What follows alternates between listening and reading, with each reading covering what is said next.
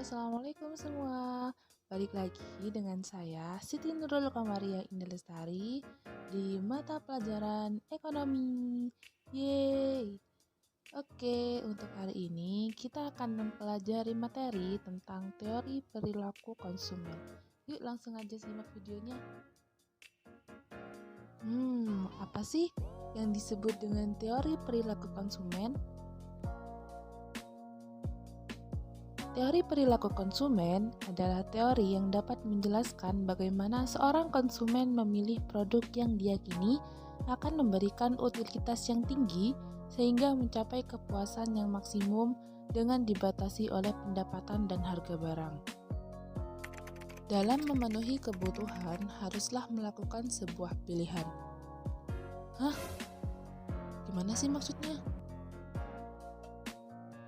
Oke. Kita bahas di sini. Dalam kehidupan sehari-hari, ada banyak sekali pilihan. Misalkan, apakah hari ini kita akan menonton film atau membaca buku, atau berolahraga atau beristirahat, ataukah mungkin membeli pizza atau membeli sepatu baru untuk mengganti sepatu sekolah yang sudah usang. Nah, dari situ kita bisa mengetahui bahwa setiap saat pastinya kita harus melakukan sebuah pilihan. Kenapa sih? Karena kebutuhan kita yang tidak terbatas, sedangkan sumber daya yang tersedia itu terbatas. Konsep teori perilaku konsumen ini bisa digunakan untuk mengukur tingkat utilitas atau kepuasan atau nilai guna yang dicapai oleh seorang konsumen. Wah, kita udah tahu nih, apa sih teori perilaku konsumen? Nah, selanjutnya kita memasuki materi kedua, yaitu pendekatan teori perilaku konsumen. Nah, dalam pendekatan teori konsumen itu terdiri dari dua pendekatan, yaitu pendekatan kardinal dan juga pendekatan ordinal. Nah, yang pertama, kita terlebih dahulu akan mengulik tentang pendekatan kardinal. Apa sih pendekatan kardinal? Pendekatan kardinal adalah pendekatan yang didasarkan pada asumsi bahwa setiap tingkat kepuasan yang diperoleh konsumen dari kegiatan mengkonsumsi suatu barang dapat diukur dalam satuan tertentu.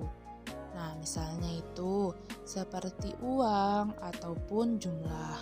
Dengan kata lain, semakin besar jumlah barang yang dikonsumsi, maka akan semakin besar pula tingkat kepuasan konsumen pada suatu barang. Dalam pendekatan kardinal, akan ada dua konsep yang pasti selalu dipakai, yaitu marginal utility atau nilai guna marginal dan total utility atau nilai guna total. Apa sih Kak marginal utility dan total utility itu? Kok belum pernah dengar ya?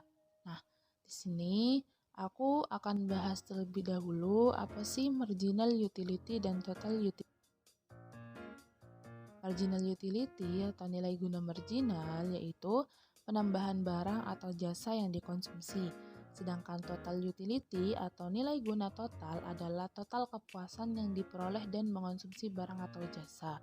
Nah, untuk penerapannya, yuk langsung simak aja di hukum Goosen 1 dan juga di hukum Goosen 2. Hukum Goosen 1 berbunyi, jika pemenuhan kebutuhan akan suatu barang dilakukan secara terus-menerus, rasa nikmatnya mula-mula akan tinggi, namun semakin lama kenikmatan tersebut akan semakin menurun sampai akhirnya mencapai titik jenuh atau titik nol.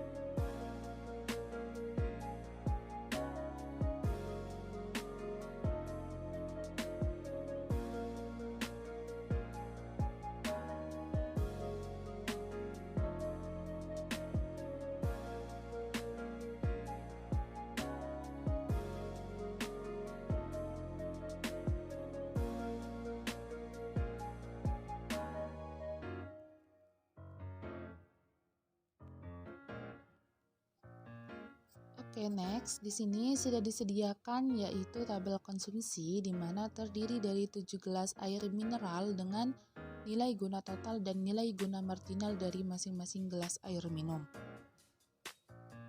Pada konsumsi gelas 1 dikatakan nilai guna total gelas 1 yaitu sebesar 10, sehingga terjadi penambahan nilai guna marginal dari 0 ke 10 yaitu sebesar 10.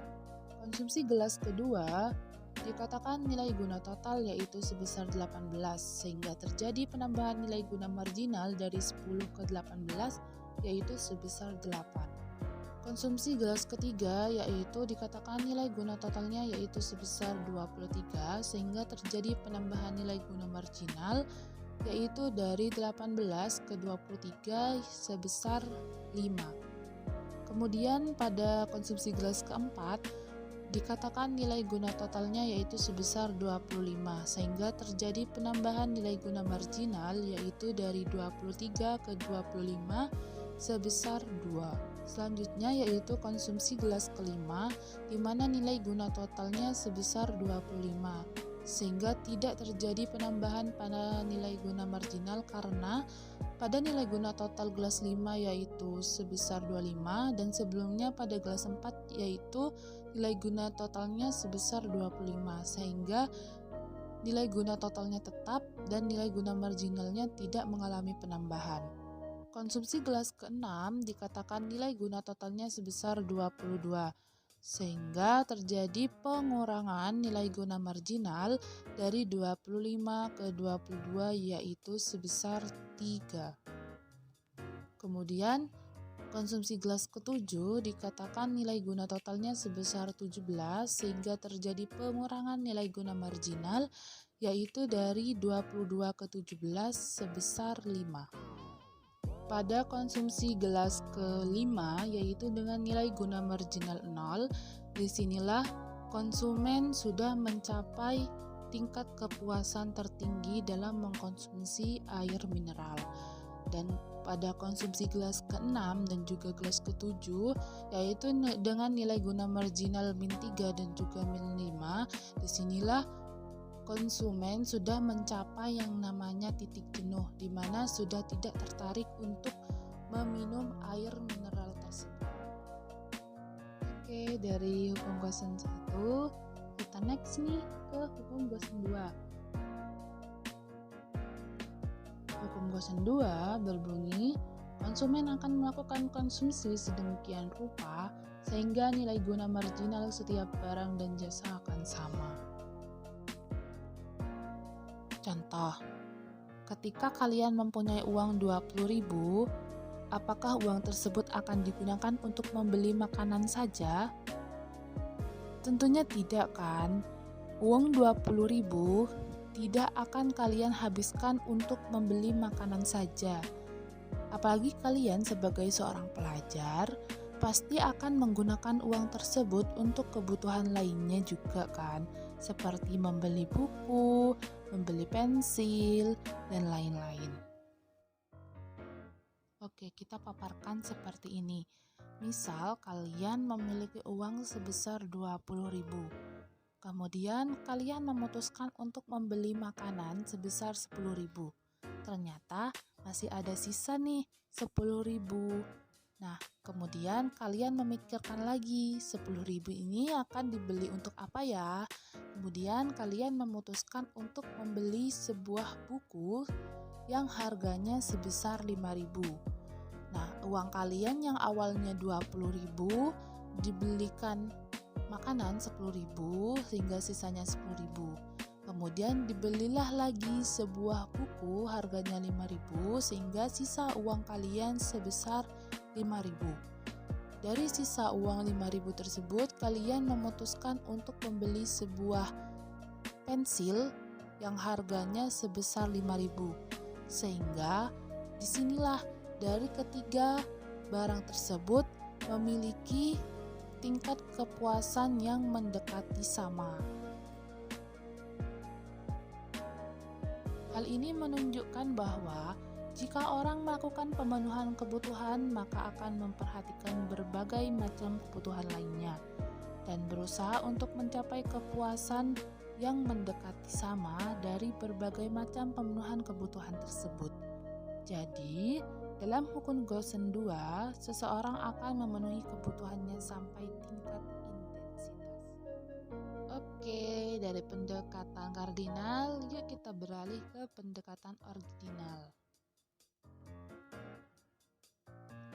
Pendekatan ordinal adalah pendekatan yang menyatakan bahwa utilitas tidak dapat dihitung melainkan hanya dapat dibandingkan saja. Jadi menurut teori ini, yang berlaku adalah apakah seorang konsumen lebih menyukai kombinasi barang tertentu daripada kombinasi barang lainnya.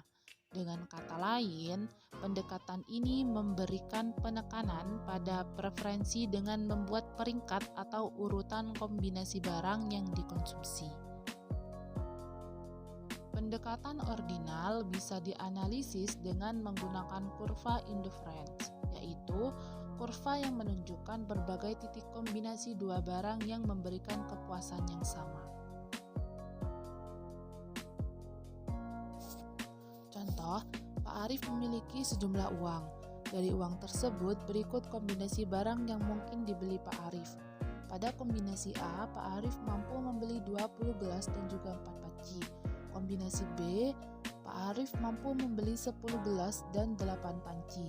Kombinasi C, Pak Arif mampu membeli 8 gelas dan 10 panci. Pada kombinasi D, Pak Arif mampu membeli 5 gelas dan juga 16 panci. Pada kombinasi E, Pak Arif mampu membeli 4 gelas dan juga 20 panci. Dari contoh tabel tersebut, bisa dibuat sebuah kurva, yaitu kurva indifference seperti gambar sebelah kanan. Nah, di sini kurva indifference dari kombinasi barang yang mungkin dibeli Bapak Arif. Seperti inilah dimungkinkan kurva indifference dari kombinasi-kombinasi tersebut. Nah, pada kombinasi A yaitu gelas 20 dan juga panci sebesar 4.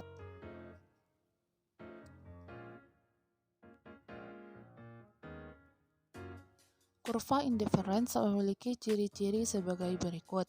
Yang pertama, turun dari kiri atas ke kanan bawah. Hal ini mengakibatkan jika konsumen ingin menambah konsumsi satu jenis barang, maka harus rela kehilangan untuk mengonsumsi jenis barang lainnya. Kemudian yang kedua, yaitu cembung ke arah titik origin atau titik nol. Hal ini menunjukkan semakin menambah konsumsi suatu barang akan semakin kecil barang yang dikorbankan. Yang ketiga, tidak saling berpotongan. Yang keempat, jika kombinasi konsumsi suatu barang semakin banyak, kepuasan yang diperoleh pun akan semakin tinggi.